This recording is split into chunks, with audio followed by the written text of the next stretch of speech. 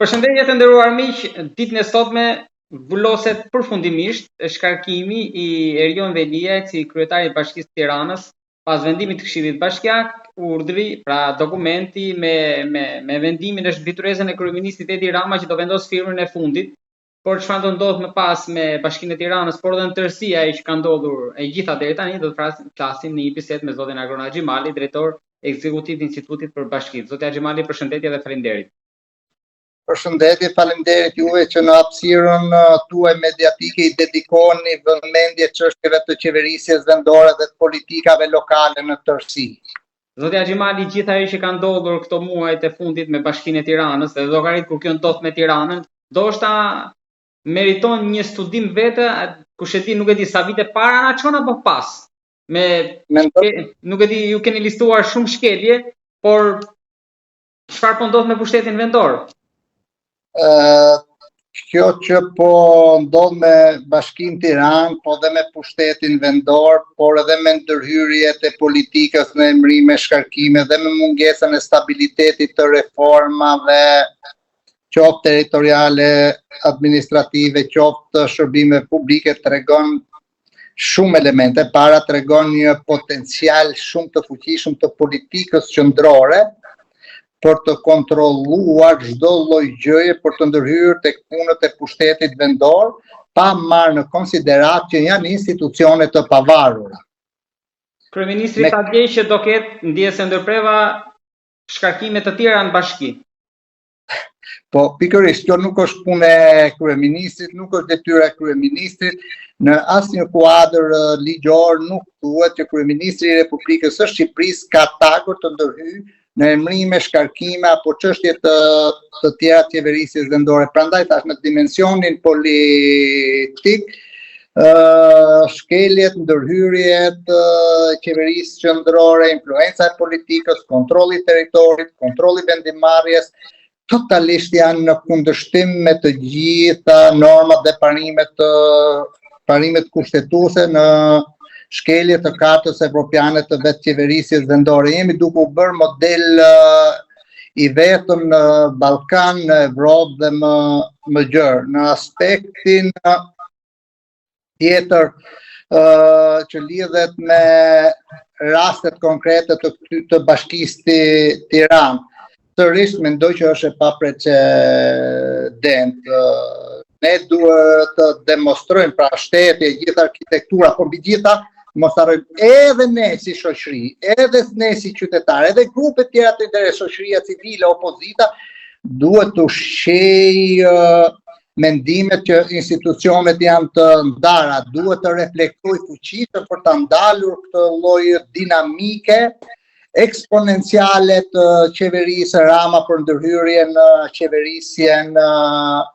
qeverisjen vendore. Demokracia lokale rrezikohet në këtë mënyrë. Ne duhet demonstrojmë që jemi shteti së drejtës, politika duhet të rrijë larg çështjeve juridike apo penale që kanë kryetarët e bashkisë. Nuk duhet ta bëj pjesë për interesa politike, sepse dhe kur bëhet, ne pam paracatis në Këshillin Bashkiak, që vere që bëhen të gjithë lojrat politike në interes të politikës, në interes të pushtetit dhe qytetarët e Tiranës, më vjen keq ta them, po ishin thjesht spektatorë të ekranit. E prisit në fundit gjithë kjo që ndodhi me Erion Velia dhe prisi që gjykata kushtetuese t'i pezulloj zgjedhjet, pra si mendoni që do ketë vazhdimësia tani e tutje? Shiko, ne do presim sot, siç ju e thatë, vendimin e Këshillit Ministrave. E vërteta është e tillë që Këshilli Bashkiak e ka plotësisht të drejtë atë që bëri. Vendimi i Këshillit Bashkiak për të shkarkuar kryetarin në mungesë për periudhën kohore që përcakton Neni 62.c mbi 3 muaj të pasinjshme. Këtu nuk ka asnjë dilemë. Ama mund të themi që ai ishte e drejtë ku propozuar nga këshilltarët e opozitës në maj, po ishte e drejtë. A bën gabim këshilltarët socialistë që nuk e votuan? Bën shumë gabim. Ama nëse më pyet edhe në koncepte politike, a bën gabim edhe këshilltarët demokrat që bashkuan votat, edhe kjo nuk më la shije shumë të mirë. Pse them këtë? Sepse ti ke një kauzë për ta shkarkuar. Pala tjetër e mbrojti. Ama kur pala tjetër, kur Rama dha urdhër që ta shkarkojmë, atëherë bëhemi gjithë palë. Mua nuk më interesojnë lojrat politike, po më intereson shteti së drejtës, më intereson që institucionet duhet të udhëhiqen nga parimet, kuadri rregullator, kushtetuta, përgjegjësia e Këshillit Bashkiak, edhe jo të lëvizin majtas, djathtas, apo për interesa, kur e kërkoj njëra pala, po e kërkoj pala tjetër. Këshilli Bashkiak i Tiranës, ato 61 burra dhe gra, duhet të dalin mbi interesat e cilës do partije politike të zbatojnë vetëm kushtetutën. Pra, shkarkimi i tij është i merituar. A do ta shkarkoj sot Këshilli i Ministrave? Unë mendoj se po, sepse e ka udhëheq vetë Rama. Ama e gjithë procesi si u zhvillua, jo lishmëria e shkarkimit, po procedurat e ndjekura për të mos hetuar zotin Veliaj të ishte prezent për të shprehur në një proces. Kjo nuk le shije të mirë për institucionet demokratike, për një këshill bashkiak të kryeqytetit, pasi kushtetuta, gjykata kushtetuese, konventat e drejtave të njeriut, pavarësisht nga pozitat e palës, edhe sikur të jetë kriminal, edhe sikur të jetë dënuar për një shkelje, për një lek, edhe për 1 miliard lek, ato të drejtën e kanë të dy njësoj për të prezantuar dhe për të dëgjuar për të mbrojtur interesat e tyre. Këtë nuk e bën, kjo është mjaftueshëm për mua lëng që zoti Velia të ankimohet në gjykatën kushtetuese dhe këtu unë kam bindjen se duke filluar nga 2003, janë 16, 17-18 kryetar komunash e bashkisë që për procedurat të tilla janë shkarkuar nga qeveritë dhe kanë fituar të gjithë në gjykatën kushtetuese, sepse janë cënuar këto të drejtat kushtetuese, drejtat universale për të mbrojtur dhe për të dëgjuar. Këtu i referohen çështjeve procedurale, jo çështjeve penale që ka zoti Velia me spak, pra ta qartësojnë për qytetarët. Civile. Pra çështja administrative civile. Në mendim të shikojmë çfarë do ndodhi sot. Ai le të bëjë si do, më çështje e tij, por ka në këtë shkelje mendoj edhe për ta mbajtur debatin, betejën politike të gjallë, ai duhet të ankimojë sepse ka qenë një politikan goxha aktiv në Partinë Socialiste, në familjen e tij, për cilët kjo nuk përbën për mua interes, por interesi im është që ne nuk duhet kemi vetëm një zë që komandon të gjithë zërat tjerë, i herë hap, i herë mbyll. Pra ne unë do preferoja për të debatin politik, për të nxjerrë të vërtetën, të kishte zëra reaguar dhe të bënte zoti Velia një betejë. Edhe ne të kuptojmë ne qytetarët se ku qëndroi e vërteta. Me atë që ju thatë pak më lartë, precedentët e 17-18 kryetarëve të komunave nga 2003 që kanë fituar, në rast edhe të bashkive. Po, edhe të bashkive, në mos gaboj fundit i VAUD-s, nëse do fitoj edhe Velia, i bie që do zvarritet 3-4 muaj zgjedhje këtë vit s'kemi, do kemi vitin tjetër. Më pas i bie kryetari që do vinë do qëndrojë vetëm i vit, edhe bashkia do shkojë nga zgjedhje në zgjedhje, edhe probleme nga ujë i pishëm, rrugët, transporti, më the thash plerat. Pra Tirana do jetë, nuk do gjej qetësi këto 2 vite. Po, pyetja juaj përshkruese dhe shumë shteruese kjo është. Le të themi po e marrim në mënyrë hipotetike në qoftë se ai shkarkohet sot, në qoftë imi gjithmonë në qoftë se ai e ankimon, në qoftë se gjykata kushtetuese pranon ta rishqyrtojë, për logjikë do shkojmë që për këtë vit nuk kemi zgjedhje, duke marrë parasysh edhe njerë praktikën dhe historinë e kohës që duhet institucionet gjykatës kushtetuese për të trajtuar çështje të tilla, po themi 3 muaj, 4 muaj dhe mund të bijë nga viti i ardhshëm. Pra, nëse shko kjo punë për marsin, aprilin vitin tjetër, është qartë që ngel kryetar bashkie për një vit e rast, po të kurse për një vit, sepse në pranverën e 27-s kemi zgjedhjet e përgjithshme vendore, por 6 muajt e fundit të mandatit aktual nuk lejohet të bëhen në zgjedhje. Pra le të themi në kushtet më racionale, nëse të shkojnë të gjitha mund të jetë kryetar për një çka tregon mungesë stabiliteti, por ka dhe gjë. Ai kemi ne luksin, jo ne pra qytetarët e Tiranës dhe të gjithë Shqipërisë, tashmë kemi 6 bashki që përbën 1/3 e popullsisë për të shkuar në zgjedhje. Kemi dhe një pikpyetje se çfarë do ndodhi me kryetarin e Kolojës që po, edhe me keqja është që për ato bashkitë e tjera nga Vlora nuk flitet fare se janë ato për ato, për Vlorën, për Corrikun, por edhe për 3 bashkitë në cilën vakanca është deklaruar publikisht që në shkurt apo në mars, për ato nuk flitet fare. Kryeministri flet për Bashkinë Tiranë që e do kokë, do lokomotiv se s'le qytetarët e Tiranës. Po qytetarët e Tiranës, mati, pse i le ai pa kokë dhe pa lokomotiv zhvillimi, po të Tepelenës, po të Beratit. Pra le të themi në këtë aspekt, shiko, politika ka lëvizur shumë keq, fakt edhe unë kam thënë ka nevojë të jetë disa modalitete që mos t'i preki shumë leadershipin dhe zgjedhurit vendor, as për arsye politike, po dhe zgjedhurit vendor duhet të jenë me integritetin lartë, që mos krijojnë këtë mungesë destabiliteti, mos i çojnë bashkitë her pas here në zgjedhje, sepse kemi konsumim politik, kemi konsumim të ekonomisë kohore, ekonomi televizive, ekonomi financiare, taksa paguesit do paguajnë për të bërë zgjedhje të vazhdueshme.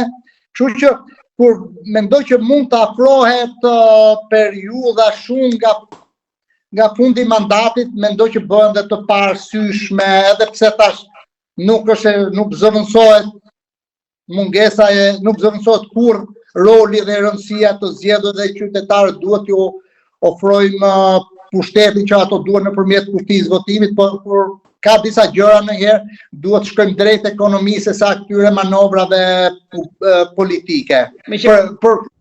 Për efekte kohore shumë të shkurtra. Me që folët mos i çojmë do vit në zgjedhje.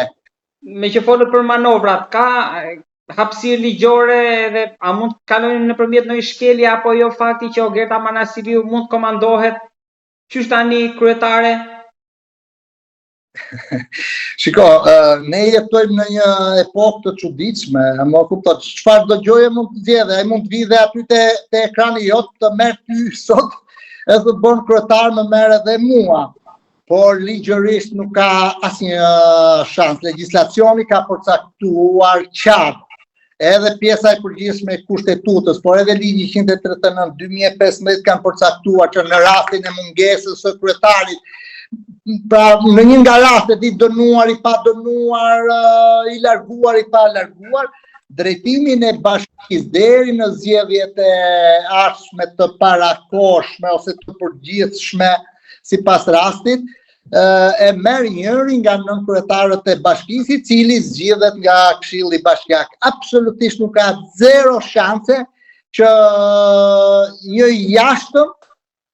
Por pra këtu kryetarja e komanduar, Anuela Ristani, të emëroi në kryetare Ogerta Manasiliun, e cila më pas me vendim të Këshillit mund të jetë kryetare e komanduar. Pra nuk ka shanse të ndodhë kjo? Shiko, pra, unë po them, me kushtetut, me ligj, me norma, me standarde, me kode, me procedura, i ka zero shanse. Në qoftë se kjo Ristani mundet për një arsye të japi dorëheqjen, duhet mbledhet Këshilli Bashkiak të emërojë nga 4 nënkretarë të tjerë. Pra nuk ka drejt Ristani të emërojë nënkretar tjetër. Ristani, po ku emërojë Ristani nuk mund të emërojë nënkretar tjetër. Është e komanduar. Ristani vetë është e komanduar. Ristani duhet bëj ato detyra dhe ato përgjegjësi me ato pushtet që nuk i ka buruar nga populli, me ato pushtet administrativ që ka ajo tash të komanduar. Ka i bën Ristani. Nga sot nuk është më Veliaj dhe Ristani që është e komanduar, pra nuk ka më. Jo, por i herë që Veliaj nuk është deri në vendimin e formës prerë të gjykatës. Deri në atë moment Veliaj është. Po shiko, ne nëse shkojmë në këto, unë e kuptoj pyetjen tuaj shumë ngacmuese sepse unë kuptoj qasjen e kryeministrit, por unë mendoj që janë ca gjëra që duhet zgjidhen brenda pushtetit, organizata duhet i zgjidhë vetë, Këshilli Bashkiak i Tiranës për 61 burrash dhe grash kanë aq kapacitet për të demonstruar dhe vlerësuar votën që i kanë dhënë qytetarët e Tiranës. Nëse do ta trajtoj çështjen si zgjatim politik, si zgjatim të majorancës, atëherë le ta bëjmë. Në këtë rast fjalën e kanë qytetarët e Tiranës. Zoja Xhimali, ju lutem, ju folët pak më lart për shoqërinë civile. A ka ndonjë emër në gjykimin tuaj që mundet ta sfidoj Ogerta Manasiliun? Disa vite më parë bëri një betejë mjaft dinjitoze, zoti Halim Kosova. Ka ndonjë emër që mundet që t'i përafrohet, pra mund të jemi një garë që mos e dim që në fillim kush do jetë fituesi, po të paktën. Shiko, e para që Tirana ka zonja dhe zotrinj, qoftë nga PD-ja, qoftë nga partitë e tjera të vogla, qoftë nga PS-ja,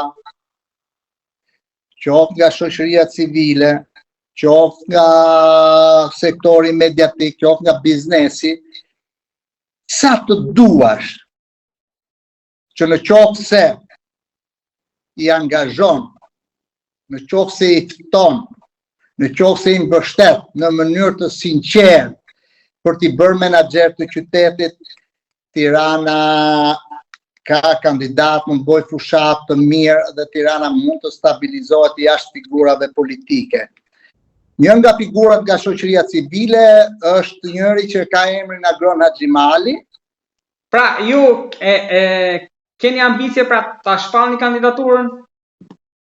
Unë për momentin kaq po them, në qoftë se Tirana kërkon stabilitet politik, ekonomik, paqe sociale, të trajtoj me qetësi bashkë me qytetarët, furnizimin me ujë dhe mbetjet, të stabilizoj të gjithë këtë lloj kaosi, të stabilizoj atë organizatë që e vërteta ka treguar që është shumë kriminale, është shumë e padrejtë, jo shumë shërbyese, shumë patronazhiste.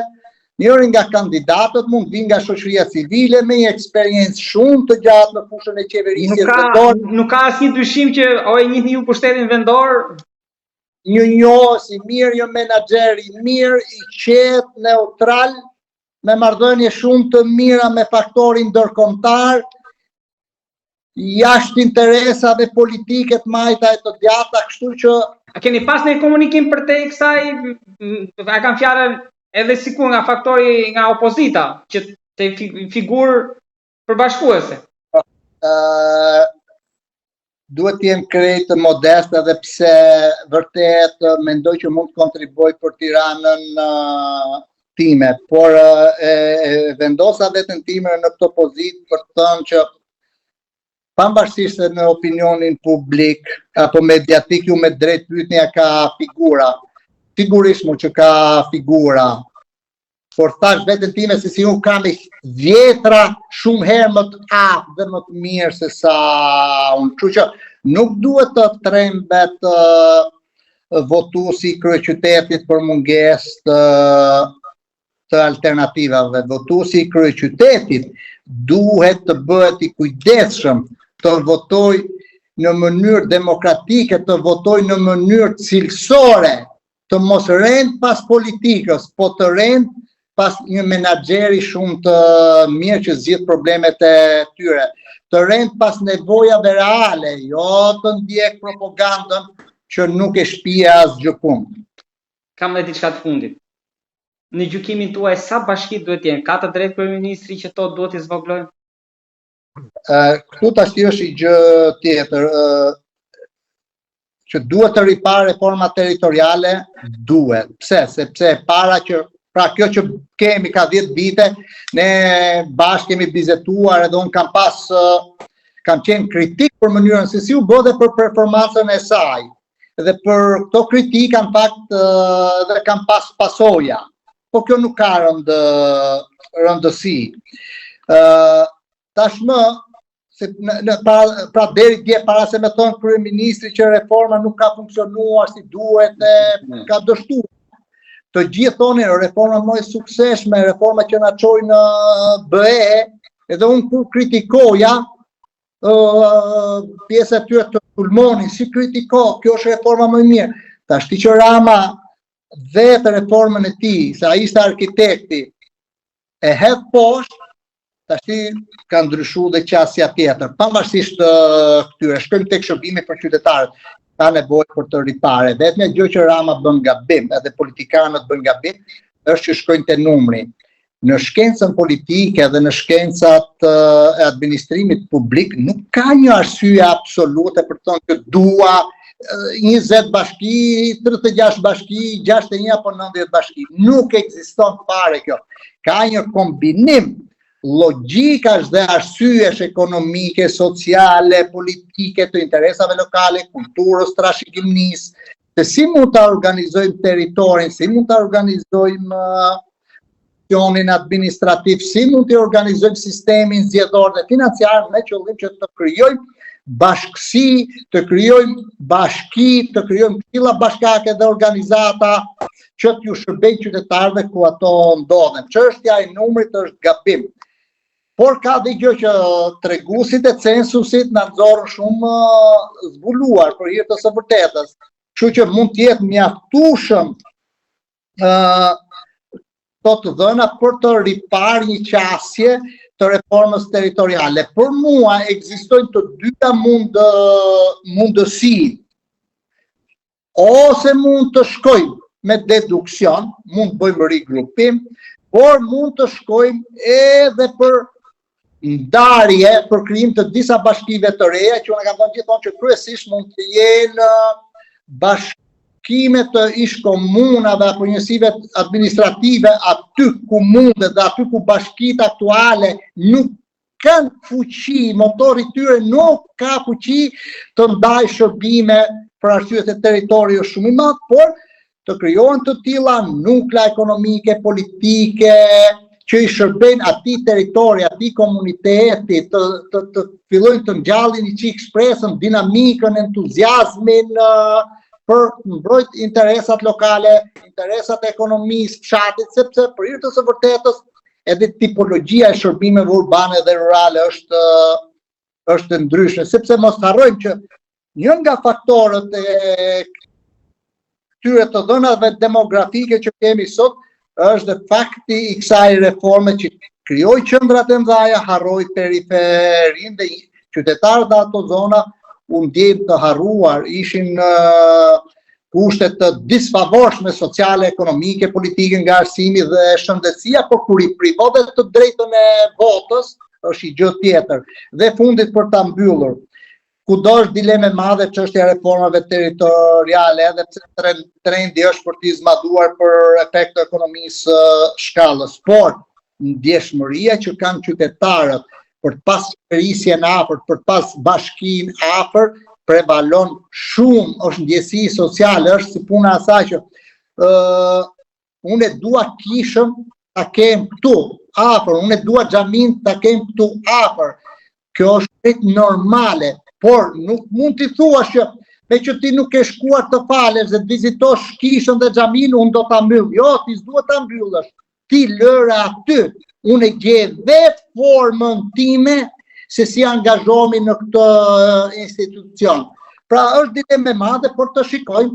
Ajo që mu më ngel merak këtu është që shkohet direkt e numri, por tash do ngrihet komisioni bipartizan në parlament edhe qeveria është mirë ta shpjegojë qartë se cili është modeli që për çfarë synon. Në qoftë se synon për të reduktuar, atëherë ne që kemi punuar në këtë fushë, ekspertë dhe të tjerë, të angazhohemi të gjejmë modelin më të mirë, ose me amalgim, ose me një rindarje tjetër.